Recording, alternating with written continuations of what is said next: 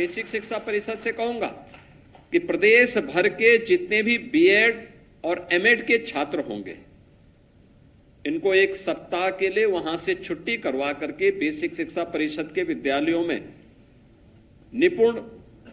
कार्यक्रम के आंकलन के लिए उन्हें भेजने की आवश्यकता है। उनकी ट्रेनिंग भी होगी फील्ड में, और फील्ड में ट्रेनिंग के साथ साथ वे वहां जाकर के देखें तो क्या हो रहा है और कैसे उनको कार्य करना है। दूसरा, वे वहां जाएंगे तो उन्हें स्मार्ट क्लास के साथ जुड़ने का अवसर भी प्राप्त होगा, डिजिटल लाइब्रेरी के साथ जुड़ने का अवसर प्राप्त होगा। क्योंकि इन्होंने जब पढ़ा था, याद करना है, बीएड या एमएड के जो बच्चे इस समय अध्ययन कर रहे हैं, अपनी डिग्री ले रहे हैं, इन्होंने जब इन स्कूलों में पढ़ा होगा तब यहां बुनियादी सुविधाएं नहीं थी, बालक बालिकाओं के लिए टॉयलेट नहीं रहा होगा, तब वहां पे खेल का मैदान नहीं रहा होगा, तब वहां पे अच्छी फ्लोरिंग नहीं रही होगी, तब फर्नीचर नहीं रहा होगा, तब वहां पे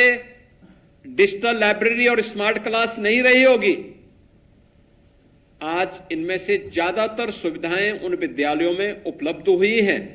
इसलिए वे जाकर के एक और इसको देखें और देख करके और फिर वहां पर ये भी देखें कि रिजल्ट क्या है। हम पहले से परफॉर्मा बना करके दें कि निपुण का आकलन किस रूप में उसे करना है, पहली क्लास का कैसे, दूसरी क्लास का कैसे, तीसरी क्लास का कैसे, चौथी क्लास का कैसे, पांचवी क्लास का कैसे, और फिर उसी फॉर्म में उसको मांगिए। आप देखेंगे रिजल्ट आएंगे,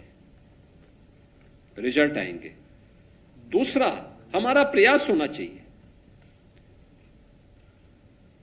कि हर विद्यालय में शिक्षक जरूर हो, छात्र और शिक्षक का रेशियो, उसको हम हर हाल में मेंटेन करें, हर हाल में मेंटेन करें।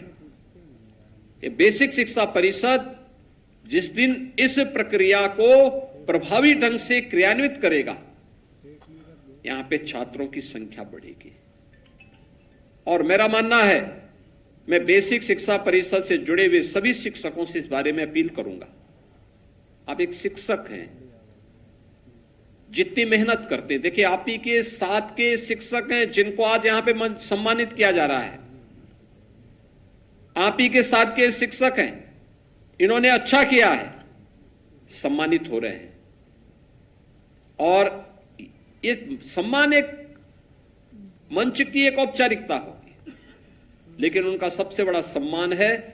जो उनके द्वारा जिन बच्चों को आज प्रशिक्षित किया जा रहा है, जिन बच्चों के भविष्य को समझाने और संवारने का काम हो रहा है, यही बच्चे जीवन भर उन्हें स्मरण करेंगे और अपने उस समय जब वह किसी पद और किसी पोजीशन पर जाएंगे तो उन शिक्षकों का स्मरण उनके मन में सदैव होगा। हमें अपने आप को इस रूप में बनाना है कि आप देश के भविष्य को गढ़ने का काम कर रहे हैं, उसको आगे बढ़ाने का काम कर रहे हैं, और ये महती जिम्मेदारी जो आपके ऊपर है, ईश्वर प्रदत्त जो ये आपके पास एक हथियार है, इसका इस्तेमाल राष्ट्र निर्माण के इस प्रवर्तमान कार्यक्रम के साथ जोड़िए, उसको ऐसे ही मत जाने दीजिए। याद रखना, समय और काल किसी का इंतजार नहीं करता है। जो भी व्यक्ति उसको अनावश्यक जाया करता है